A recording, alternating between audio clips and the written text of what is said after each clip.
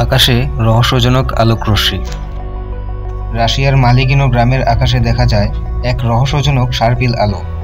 স্থানীয় সময় মঙ্গলবার রাতে সিসিটিভি ফুটেজে ধরা পড়ে এই আলোটি, যেখানে দেখা যায় এক উজ্জ্বল বস্তু আকাশে ভেসে বেড়াচ্ছে।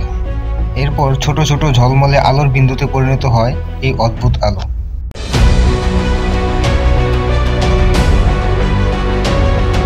দুবাই ভিত্তিক সরবরাহকারী প্ল্যাটফর্ম ভাইরি জানিয়েছে, এটি শুধু রাশিয়ার কয়েকটি শহর নয়, বরং পোল্যান্ড, হাঙ্গেরি, জার্মানি, ফ্রান্স সহ ইউরোপের বিভিন্ন দেশে দেখা গিয়েছে।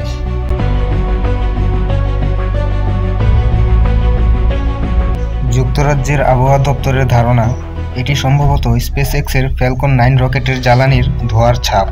জানা গেছে, এই রকেট স্থানীয় সময় সোমবার ফ্লোরিডার কেপ ক্যানাভেরাল থেকে উৎক্ষেপণ করা হয়, যা বহন করছিল একটি গোয়েন্দা স্যাটেলাইট।